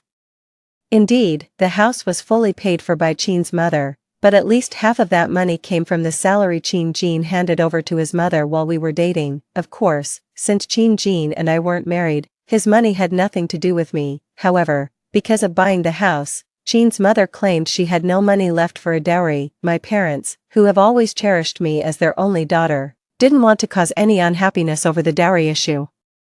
They not only agreed not to take the dowry but also agreed to pay for our house's renovations. At that time, Chin's mother repeatedly said that the house was meant for me and Chin Jin, and that she just happened to have the property in her name. We had the right to live, rent, or sell it as we wished. It was my fault for being naive and blindly devoted to Chin Jin, falling for the deceit of this heartless mother and son. I took a deep breath, trying to control my emotions. Getting angry or depressed over such people is not worth it. I don't even care about the house, I said, dismissing the importance of the property in the grand scheme of things. I'll just leave you to live here until you die, I said coldly. Given Chin's mother's temperament, it was impossible for me to get a share of the house, so I didn't want to waste time on it. Living with cold, unclaimed assets, with no one to mourn or inherit, is life's greatest tragedy. You're cursing me?" Chin's mother asked angrily. I ignored her and continued, "But the renovations were paid for by my family, and all the appliances and furniture were bought by us. Shouldn't I take them when I move out?" "Chin, you ungrateful wretch, don't you have a conscience? I paid for the house for you to live in, and now that something has happened to my son, you turn your back on us. Aren't you afraid of divine retribution?" "I'm not afraid. After all, it's not me who will be struck by lightning. As someone has already faced their karma, haven't they?" I retorted sarcastically. "What did you say? Are you saying my son's death is karma? Shouldn't you know that very well? Let me tell you, Chin, my son is dead, and you won't have an easy life either." Chin's mother abruptly hung up the phone. I looked at my phone and smirked coldly. Who's afraid of whom? I'm certainly not afraid of you. That same afternoon, my parents were sitting in the living room watching TV when their expression suddenly changed. They liked to watch the local social news, which was undoubtedly filled with neighborhood gossip. Shin, look, my mom called me nervously. I was also in the living room, texting the insurance company about the compensation for Chin Jin's death in a car accident. Since Chin Jin was at fault, the compensation wouldn't be much. At the sound of my mom's voice, I looked up and saw Chin's mother on the TV screen. She was giving an interview to a reporter. The news caption on the bottom left of the screen read, "After son's car accident, daughter-in-law not only refuses to save him but even destroys the home. My son had a car accident 2 days ago, and my daughter-in-law, to save money, gave up on rescuing him, leading to his death at the hospital. Now she's also neglecting my son's funeral. I really had no choice but to come to you for help," Chin's mother said, crying, looking pitiful enough to garner sympathy. "Why didn't she come? Is it because of guilt?" the reporter asked. "No," Chin's mother said tearfully. "As soon as my son had the accident, she wanted the house. I worked my whole life to pay for that house in full. It's in my name, and because I didn't agree to give it to her, she immediately turned hostile, took all the furniture and appliances, and even smashed up the house." Chin's mother's words became increasingly sorrowful as she burst into loud sobbing. The reporter offered a few words of comfort, then asked, "What would you like us to do for you today, ma'am?" "I hope my daughter-in-law will handle my son's funeral and restore the house and return my furniture and appliances." "Okay, we'll contact your daughter-in-law right now," the reporter said. Soon after, my phone rang. At the same time, my parents' phones also started ringing. My mom answered. "It's not what you think, our Shin would never do such a thing. It's a misunderstanding," my dad responded. "You don't know what kind of person Shin is. It's clear that the Chin family is deliberately smearing her. If you dare to speak ill of Shin again, don't blame me for turning hostile, even cutting off relatives." Clearly, Chin's mother's actions had already had a social impact. I didn't need to think too hard to know how bad my reputation was now. I felt a wave of irony wash over me. In my past life, I was burdened by debts. The Chin family caused my downfall, shattered my reputation, and led to the ruin of my household. And now, they want to shame me online again, expecting me to repeat the same mistakes. It's laughable. Does she really think that fate is blind? It's about time I show her what karma really means. After the journalist made a couple of calls, I picked up. "Hello. Hello, Xin. We are from the XX program team. Your mother-in-law, I saw the broadcast on TV. I'm heading to Qin Jin's Memorial Hall now. With that, I hung up, stirring up trouble. Who can't do that? I put down my phone, got my things together in the room, and prepared to leave. Xin. Are you really going? My parents asked incredulously. Anyone could see that leaving now would bring no good. With all the fuss Qin's mother is making, I've been thoroughly branded as the villain. Who knows how many people might insult me there. Don't worry, I can handle it, I reassured them. I'll come with you. It's not safe for you to go alone. My dad was particularly worried about me facing this alone. There will be TV crews there. I won't be at a disadvantage. Just watch the news at home. I didn't want them to worry about me. My mom has high blood pressure, and my dad is quick-tempered. Any conflict could harm them, and that's not worth the risk. I opened the front door. Several neighbors were gathered outside. Upon seeing me, they quickly dispersed. As they walked away, a few gossipy old ladies muttered, "That's the wicked daughter-in-law, heartless. I heard her family are intellectuals. How did they raise someone so ill-mannered? That's what you call a disgrace to the educated class." I was furious. It's because my parents are too reasonable that the shameless Qin family could take advantage of us. I didn't waste time explaining myself.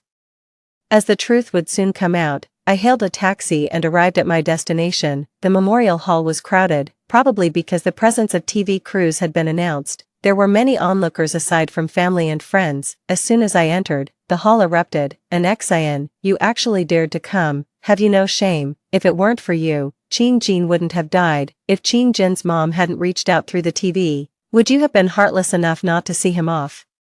After all the kindness Qin Jin and his mother showed you, despite being married for over 3 years without a child, they never despised you, and yet you turn your back on them." Qin's relatives were all verbally attacking me. Actually, Qin's family and their relatives weren't close. Qin's father passed away early, and Qin's mother, with her strange temper and selfish ways, never took care of her in-laws, which made her unpopular within the family. Today, likely because of the media presence and the respect generally given to the deceased, everyone seemed eager to display their so-called sympathy and sense of justice. I glanced at Qin Jin's coffin, then saw Lin Xiamen, Qin Jin's mistress and colleague. Lin Xiamen noticed my look and her eyes flickered. At this point, Lin Xiamen and Qin Jin were still an underground item, not yet flaunting their relationship openly. She was somewhat evasive in her behavior. Not yet as arrogant as she would become later, calling me a barren hen, occupying a spot without laying eggs. Indeed, Qin Jin and I had been married for 3 years without children, but it wasn't my fault. Qin Jin had a low sperm count, making pregnancy difficult. The doctor had suggested IVF, but the costs were significant. Mrs. Qin was reluctant to consider IVF, especially after hearing some baseless rumors that children born through this method weren't as healthy. Moreover, the doctor had mentioned that while it was difficult, it wasn't impossible. So, Mrs. Qin suggested that we try to conceive naturally first and think about other options if we got older. Without success, eventually, someone did get pregnant, but it wasn't me, it was Lin Xiamen. I still distinctly remember how arrogantly Mrs. Qin behaved after Lin Xiamen became pregnant, boasting that her son had no issues and it was just a matter of finding the right field that wasn't fertile enough. The irony of it all just grew more and more bitter to me, so, unable to control myself, I walked up to Lin Xiamen. With a loud slap in front of everyone, I hit her across the face. Lin Xiamen was stunned by my slap. Many of Qin Jin's colleagues were also at the memorial hall and were shocked by my actions. "Why did you hit her?" Mrs. Qin stood in front of Lin Xiamen, furiously questioning me. Qin Jin was a mama's boy and told his mother everything, so Mrs. Qin was well aware of his affairs. She even supported him, claiming it was normal for men to have affairs and that impregnating a woman showed a man's virility. I did what I did, I retorted coldly. "What, is there a special day to confront a mistress? What are you talking about?" Mrs. Qin was visibly agitated. "My son has died, and you still slander him so heartlessly. Have you no conscience?" Mrs. Qin's breakdown stirred up everyone else's emotions. "On Qin, haven't you caused enough trouble, with so many people here? Can't you show some shame? They invited you here to make amends, not to strut around as if you're above the law. I've never seen someone so shameless. Were you raised without any decency?" Reporters from a TV station quickly arrived as well. Fortunately, their presence gave me a chance to defend myself. "Missin, don't you think your actions today are inappropriate? Your husband has just passed away, and instead of grieving, you're causing a scene." The reporter pressed me with the microphone. I don't see anything inappropriate about it, I said bluntly. How can you be so shameless? Was my son blind to have chosen you? His death is a terrible tragedy, Mrs. Chin cried bitterly. Everyone comforted her and blamed me. Lin Xiaomin stood by, tears streaming down her face, looking very wronged. Do you have a misunderstanding with your husband or mother-in-law? The reporter asked, more calmly and rationally than the rest. It's not a misunderstanding, it's the truth, I responded coldly. My husband, Qin Jin, had an affair during our marriage, and she, I pointed at Lin Xiaomin, was the other woman. That's absurd. Qin Jin and I were just colleagues. How could there possibly be anything between us? Lin Xiaomin protested. Why couldn't there be? I interjected sarcastically. Why else would Qin Jin die in a car accident if not because of you? You can't just slander people like that, Lin Xiaomin cried out, playing the victim. But she didn't dare to make more of a scene, knowing she was guilty. On Qin, I am Qin Jin's boss and also Lin Xiaomin's. I can attest that their relationship was strictly professional. Qin Jin's direct superior intervened. See, even their boss has confirmed there was nothing inappropriate between them. You are just making things up. Mrs. Qin lashed out at me again. Just because you say it doesn't mean it's true. They were sneaking around, how would you know? You weren't with them 24/7, were you? I addressed the leader. Please make sure there's evidence before making accusations about someone. Of course, there's evidence. I glanced at Lin Xiaomin, who shuddered slightly, clearly not expecting to be exposed in public. After all, she and Qin Jin had kept their affair extremely confidential. No one knew except Qin's mother. If I hadn't been reborn, I wouldn't have known either. Learning the truth later was a bolt from the blue. I don't know what I've done to be so misunderstood by you, Lin Xiaomin interjected before I could speak. I don't want to disturb Qin Jin's funeral further. Since you don't want to see me, I'll leave. As she turned to leave, I blocked her path. What's the matter? Feeling guilty? I just don't want my presence to upset everyone. I'm just a nobody. How can you call yourself a nobody when you're directly responsible for Qin Jin's death? I said each word clearly and deliberately. You can't slander people just to justify not saving Qin Jin, Lin Xiaomin retorted, her face flushed with anger. Before I could respond, the leader intervened. On Qin, I know Xiaomin and Qin Jin well enough, and whatever you say, I can't believe there was anything between them. After comforting Lin Xiaomin, he said, I'll escort you out. This is Qin Jin's phone. It has all the chat records between him and Lin Xiaomin. I took out Qin Jin's phone, and Lin Xiaomin's face turned deathly pale instantly. For fairness, let's have the most impartial TV reporter examine what the two of them discussed, I suggested, handing the phone to a reporter eager for a big story. She quickly started reviewing the chat records, her expression visibly changing. After a moment, she called over the cameraman. Come on, start filming. What are you filming? What are you filming? Qin's mother became furious. She knew the relationship between Qin Jin and Lin Xiaomin well. If it was filmed, her son's affair would become national news. Before Qin's mother could snatch the phone, I took it back. Mother, so you knew about Qin Jin keeping a mistress, I said sarcastically. What do I know? I know nothing. The chat records between Qin Jin and Lin Xiaomin clearly state that you agreed, even saying you liked her better than me. I revealed her lie. I did not. The reporter saw it too. Right. I turned to the journalist. I did. The journalist nodded. Qin's mother's face flushed with anger and embarrassment. In a sudden outburst, she yelled, Get out. All of you get out now. I don't need your help anymore. Just leave. We can't leave. There's more to come, Mother. We haven't aired all our dirty laundry yet. I should really help you out here. I mocked. Qin, you wretch. My son is dead. Do you want me dead too? I'll kill you if it's the last thing I do. Mother, the camera is recording. If you dare lay a hand on me, this is called intentional injury, and it's punishable with imprisonment. You, Qin's mother, intimidated by me, then said to other relatives, Help me drive her out. I don't want to see her. Mom, you're going too far. You're afraid of committing a crime yourself, so you let the relatives do it for you. You can't be so malicious. Some of the relatives, previously eager to take action, now settled down and clearly showed their dissatisfaction towards Qin's mother. I didn't mean that. Qin's mother tried to explain. I couldn't be bothered to argue with her anymore and directly said, Mom, do you know how Qin Jin died? Qin Jin died because of you. You gave up on saving him. You're the one who killed him. Qin's mother insisted it was my fault. Qin Jin had an accident because he was rushing to buy a Valentine's Day gift for Lin Xiaomin. At the time of the accident, He was on the phone with Lin Xiaomin. If Lin Xiaomin hadn't distracted him, would he have run a red light and been hit by a truck? What? Qin's mother looked at me incredulously. Here are the last messages between Qin Jin and Lin Xiaomin. Lin Xiaomin was asking Qin Jin for gifts, and he went out to buy her a gold necklace. This is the last call he made, right when his accident happened. I showed Qin's mother the phone. Qin's mother's face turned pale when she saw the messages. She turned and glared fiercely at Lin Xiaomin. Lin Xiaomin, exposed, was utterly embarrassed. How dare you make my son buy you gifts, you homewrecker? Give me back my son. Qin's mother rushed over, grabbing Lin Xiaomin's hair, both crying and causing a scene. The situation immediately turned chaotic, yet no one stepped in to stop it. The TV station, far from avoiding controversy, kept filming the whole ordeal. He went to buy it himself. I didn't force him at knife point.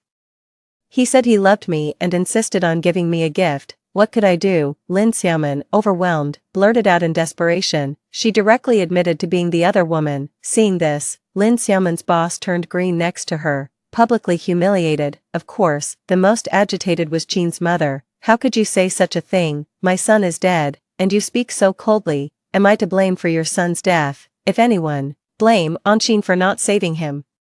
Lin Xiaomin then turned the accusation towards me. On Qin, did you deliberately choose not to save him because you found out Qin Jin didn't love you anymore? Regardless, it was still a human life. How could you be so cruel? Lin Xiaomin's shamelessness was unparalleled. No wonder Lin Xiaomin managed to win over Qin's mother. I never received Qin's mother's approval. I heard that after Lin Xiaomin married Qin Jin, Qin's mother took out her savings to buy them a new house, registered under both Qin Jin and Lin Xiaomin's names. Upon hearing Lin Xiaomin say this, Qin's mother immediately turned her anger towards me. On Qin, just because Qin Jin had another woman, you chose not to save him. How could you be so heartless? No matter what the circumstances, you shouldn't have done this to Qin Jin. It's like murdering him. Qin's mother looked ferocious, as if she wanted to strangle me. The people around also started murmuring. Some voices said, indeed, even so.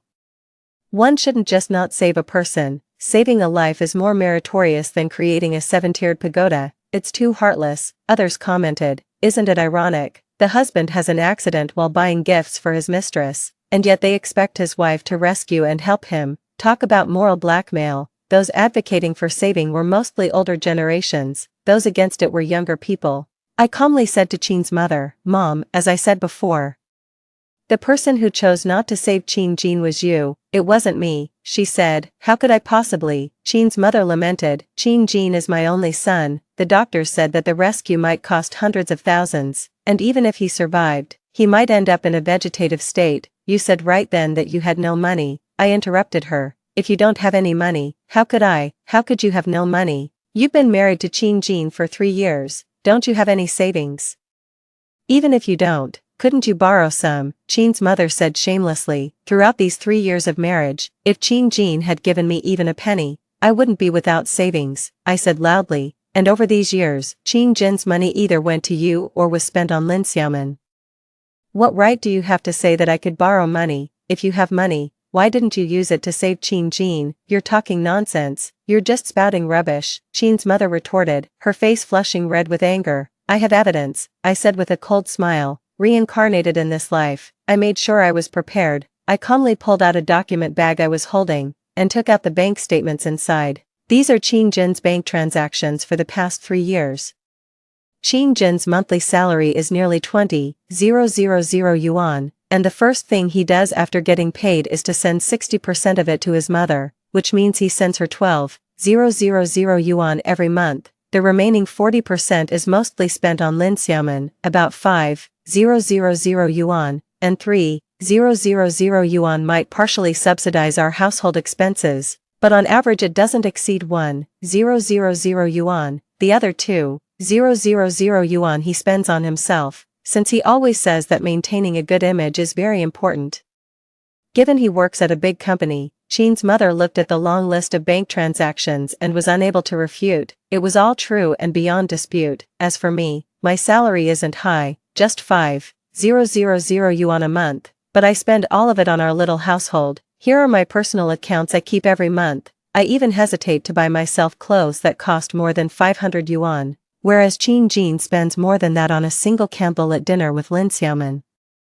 I then showed my own expense details to everyone there. The reporters from the TV station were the most enthusiastic, continuously filming. No one had expected such a dramatic turn in the story. So, Mom, Jean has been working for 7 or 8 years now, right? He's given you over 100,000 each year, so you must have at least $1 million in your bank account by now. Why don't you use that money to save Jean? Where would I get that much money, when you married Jean?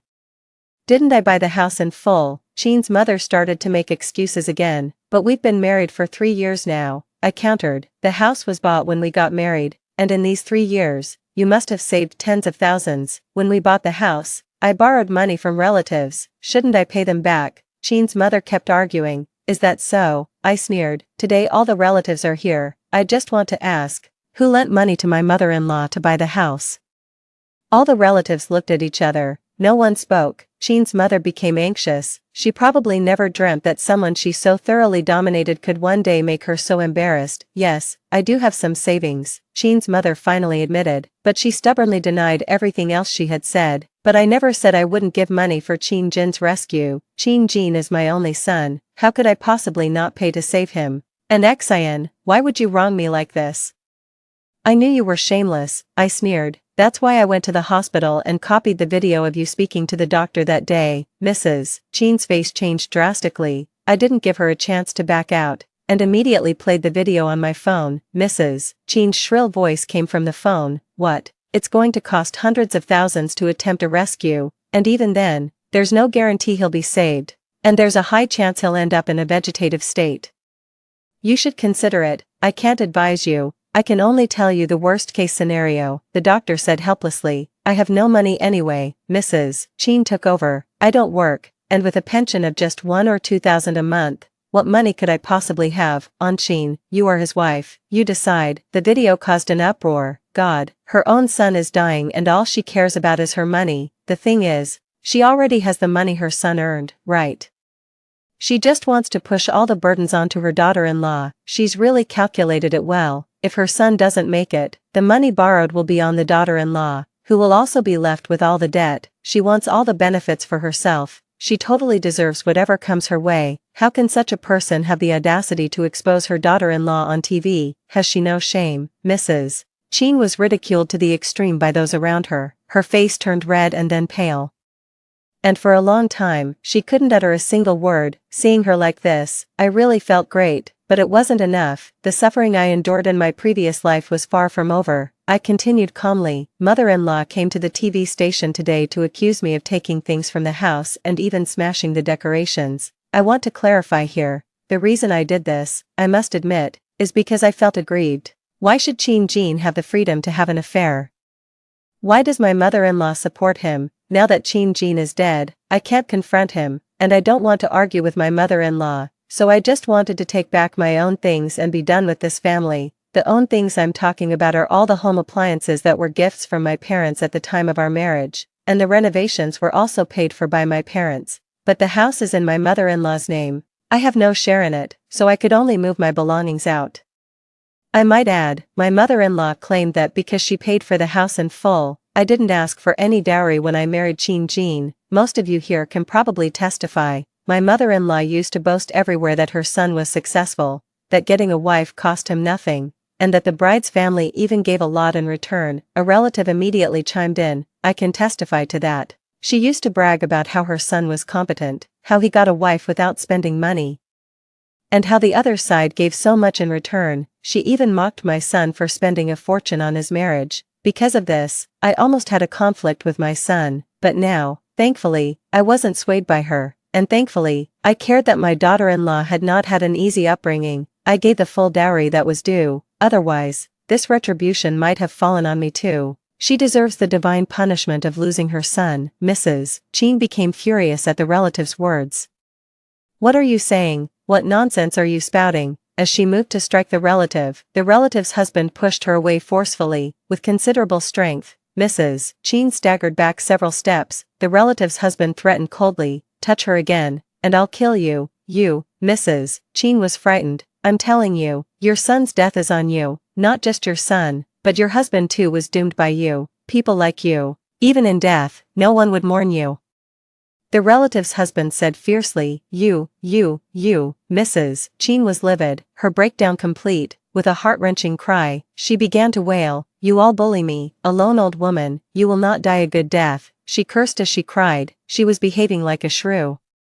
Utterly disgraceful, everyone on the scene just watched her as if she were a spectacle. No one showed the slightest sympathy anymore. It was truly repulsive. There's one more thing I need to clarify, I said, ignoring Jean's mother. Jean and I don't have children because of his physical issues, not mine. Here is the medical proof of his infertility. I showed the document to everyone. Enough, Aunt Jean, haven't you done enough? Do you want Jean to die with a restless soul?